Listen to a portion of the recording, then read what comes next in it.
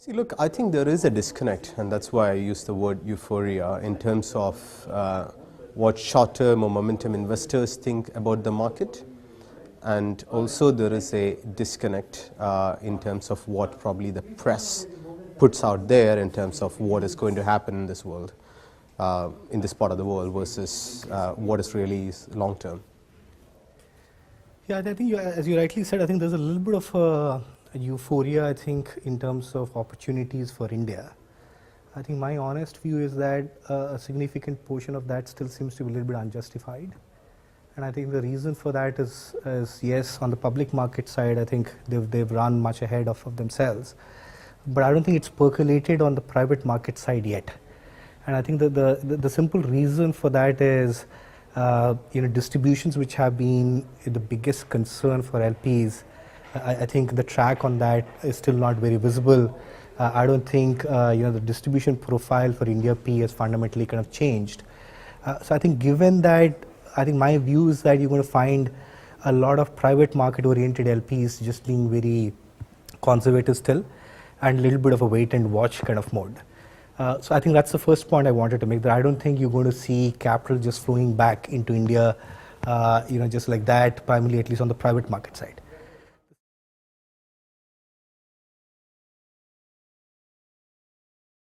The whole industry not make the same mistakes twice, because it's not just GPs, it's probably LPs who made mistakes as well. So I think one important concept or rule is to remember that a phrase, well bought is half sold. And by that I mean the price that you pay getting in is half of the story for how you're going to make money when you in the end sell. So price discipline is important. India is a nation of optimists, which is one reason I love coming here, but that optimism is priced in, and that makes it a difficult environment for investors. So having price discipline is important. I think for LPs, it's important to look very closely at your GP partners to make sure that all of the elements of a successful team is there. Track record is the obvious one that focuses people's attention, but I think equally important are discipline and processes, and whether they can stick to that. I think another element is culture. Are all the people in the boat rowing the same direction, and will they be doing that for 10 years, because that's what you require as a long-term investor? So that's something that I think LPs missed, and GPs probably didn't put as much emphasis on that as they should have either. Let's see, another thing that is a mistake that should not be made going forward is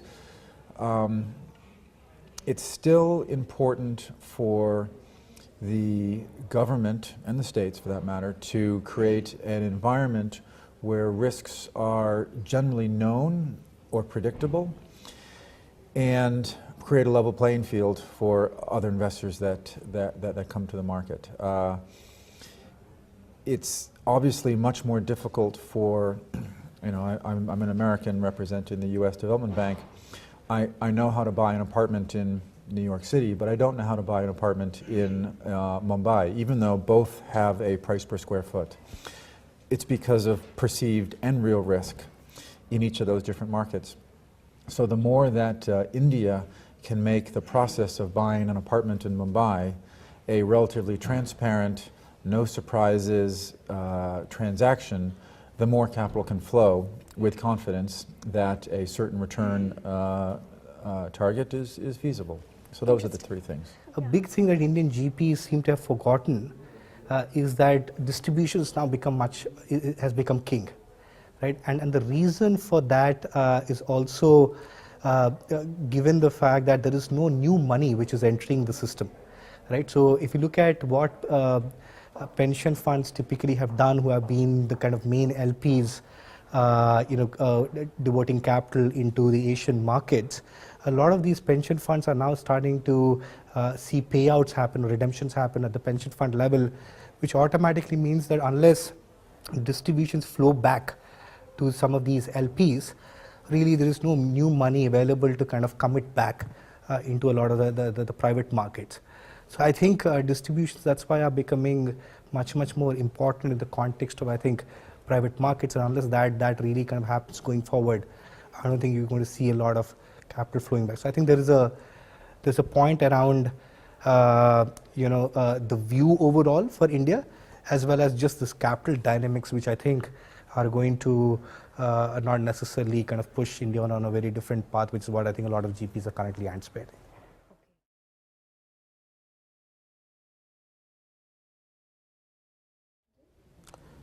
There's quite a lot of opportunities in co-investment space in India because there's a lot of GPs who have got a lot of good deal flow and they are reaching out. But on the same time, we are a bit more cautious about which spaces we pick in co-investments. So not overly going in. And we had been co-investing in India for a very long time. So it's been very measured in terms of pace. As you know, we've been very active in co-investments. We're very actively looking at these markets for co-investments.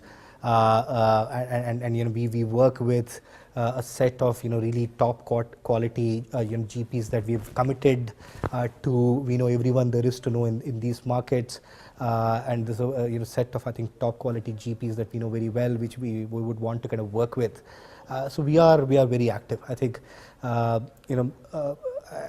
West, luckily, just given the quantum of capital and the teams and the large teams that we now have in Asia, I think we have the luxury to look at a lot of these models, and we are, I would certainly say that we were unique in that nature, certainly in Asia. So from that perspective, I think this is an area that I think we will focus on certainly going forward.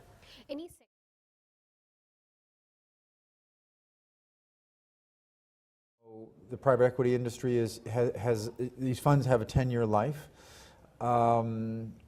And we're not at the end of that life yet, and so it's only fair to give the managers the time to have the realizations that they want. However, we're very happy and proud of the managers that we've selected. In some cases, performance has been already great, and we're bullish about making some more commitments to India. Obviously, the President of the United States, President Obama, was here to meet with Prime Minister Modi very recently. His second visit to India, I think it's the only time a sitting U.S. President has visited this country more than once, at least in recent past. So we would like to find more opportunities.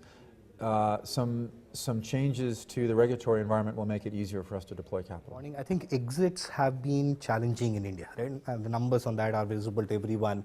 I think everyone has seen that.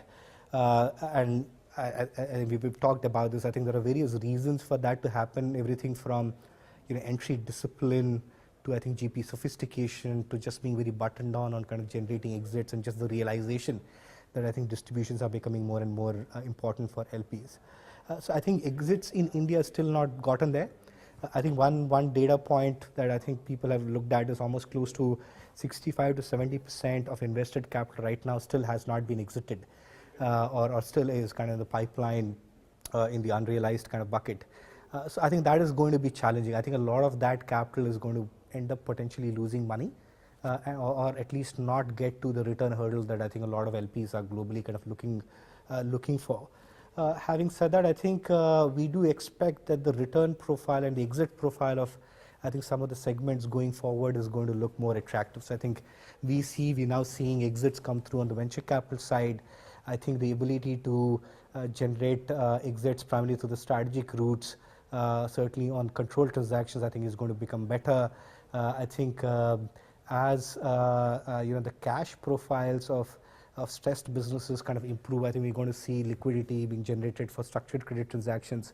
So I think in some particular segments, I think we're going to see exits, or at least liquidity generating events, I think starting to come through more than what we have seen historically. From returns point of view, I actually think that there is a lot of capital which is invested in India already. Just return that money to investors. Don't think about, we all understand that there are cycles. We all understand that as LPs, we also invested in probably a wrong cycle.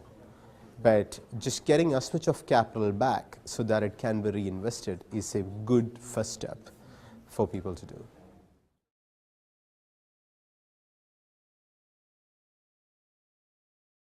Well, we would like to, as an agency, as OPIC, the bank, we would like to find ways to put another $1 billion to work. This year?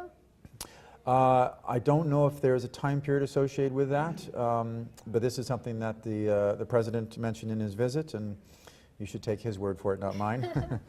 But for sure it's not 1 year. There's no way we could achieve that. We don't have the pipeline right now of bankable projects.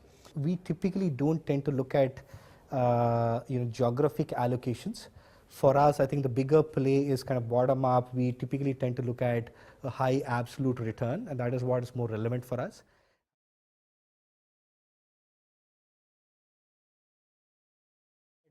I think the broader early stage venture space, I think commerce and consumer tech, so be it consumer internet, mobile, VAS, etc. I think that is going to be an interesting space to look at. Two, I think lightweight enterprise SaaS, I think, is going to be a very interesting model kind of going forward.